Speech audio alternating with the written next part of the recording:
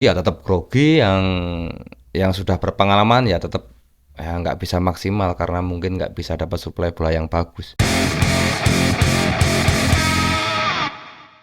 Selamat datang di channel Sepak Bola Tarkam. Kita ngobrolin bola secara santai dari sisi supporter tentunya. Namun sebelumnya tidak lupa selalu saya doakan kepada pemirsa semua agar selalu sehat dan banyak rezeki. Amin. Ivar Jenner yang saya pribadi menunggu aksinya, ingin menonton aksinya di lapangan. Akhirnya tidak bisa hadir melawan Brunei Darussalam. Padahal jujur saya suka banget ketika saya pertama kali menonton Ivar Jenner, saya kagum dengan umpan-umpannya. Dia bisa menjadi penghubung antara lini belakang dan lini depan. Umpannya bagus, umpan panjangnya juga akurat.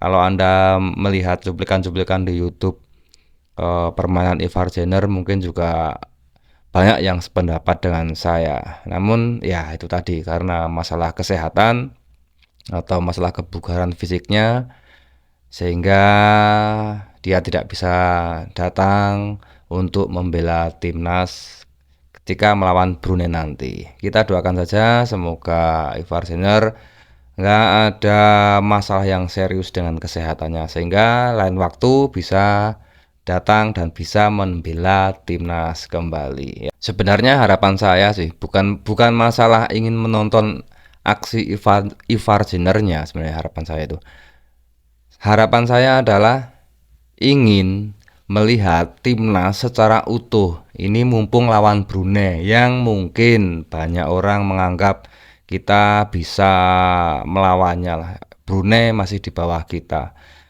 Ini bisa dijadikan semacam ya laga apa ya namanya ya, laga untuk menguji strategi, menguji taktik pelatih.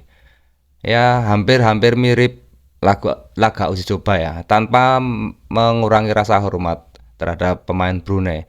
Namun ini bisa dijadikan ya uji coba strategi dengan full tim, pemain penuh, kekuatan penuh. Harapan saya kan seperti itu, agar chemistry dari setiap pemain di tim bisa semakin kuat, bisa semakin padu, komunikasinya bisa semakin lancar di lapangan. Karena ini event nggak main-main, ini pra Piala Dunia. Apalagi besok juga kita akan di Piala Asia kan. Ini event yang benar-benar harus diperhatikan, harus dipersiapkan secara matang. Oke lah, kalau di tim lain ya, kalau ya kita agak jauh sedikit ke Italia, ke Inggris, mungkin mereka kumpul main, ya kumpul 2 minggu lah, 2 minggu sebelum hari H sih nggak masalah mereka. Mereka sudah pemain top semua, udah bisa langsung nyetel. Walaupun Indonesia banyak pemain yang bagus, tapi ya levelnya kan belum belum seperti tim-tim Inggris, tim-tim Jerman, tim-tim Italia. Ya, jadi mereka tetap harus dikumpulkan jauh hari sebelumnya, sering kumpul, sering bermain bersama agar chemistry mereka semakin kuat. Keinginan saya seperti itu, sehingga persiapan kita bisa lebih matang. Katakanlah event kita di sini di Asia ya, di sini nggak usah ngomong dunia, yang di sini di Asia ya. Paling nggak kan persiapan kita harus ada di sini, paling nggak.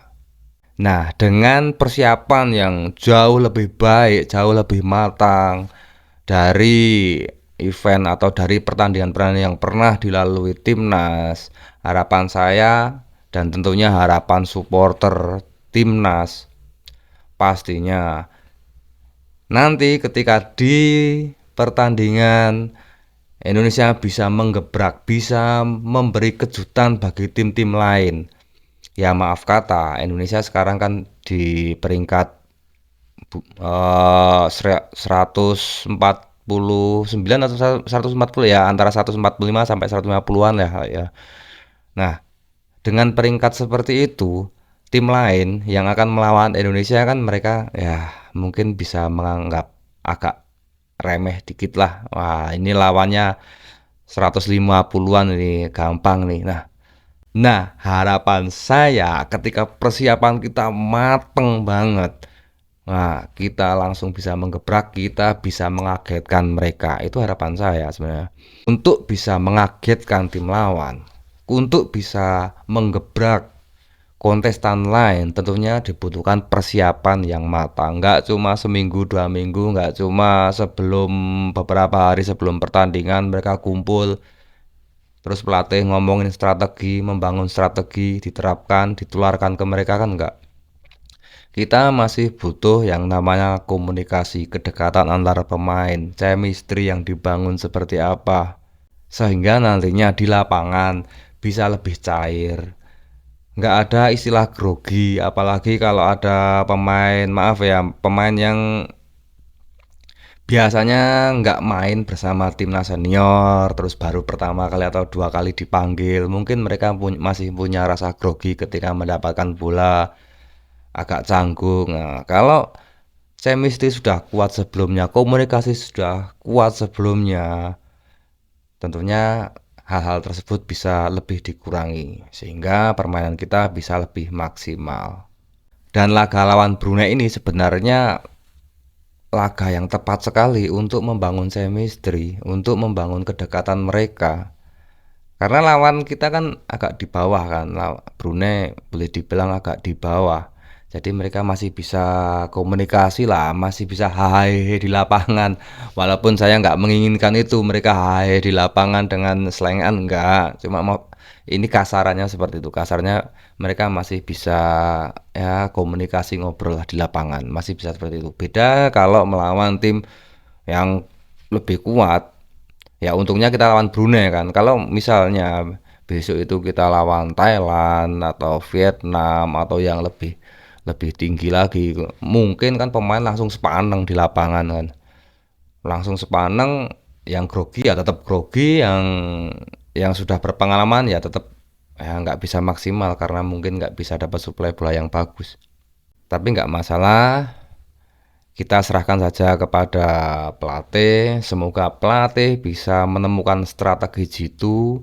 Semoga pelatih bisa meracik taktik yang bagus sehingga kita bisa bermain maksimal nanti. Dan untuk pengganti Ivar Jenner siapapun yang bermain menggantikan Ivar Jenner, apapun formasinya, apapun strateginya, Anda harus bisa membuktikan bahwa Anda juga bisa lebih baik dari Ivar Jenner.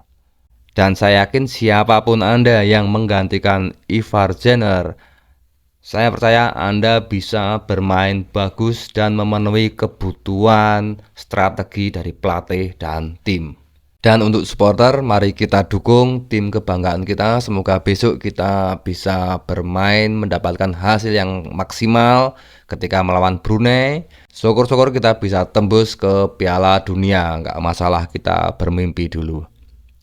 Oh ya, untuk pertandingan melawan Brunei yang tadi rencananya akan dilaksanakan di Palembang, akhirnya dipindah di SUGBK. Ini karena Palembang saat ini sedang mengalami kabut sehingga bisa membahayakan kesehatan para atlet. Saya pribadi tidak mempermasalahkan pemindahan lapangan ini, hanya saya bersedih bukan masalah sepak bolanya, namun saya bersedih karena saat ini masyarakat Palembang sedang terganggu dalam beraktivitas karena kabut tebal. Saya mendoakan semoga kabut tebal segera hilang dan masyarakat Palembang bisa beraktivitas seperti sedia kala. Amin. Oke, sampai di sini dulu video pendek dari saya. Maju terus timnas Indonesia, kompak terus supporter Indonesia.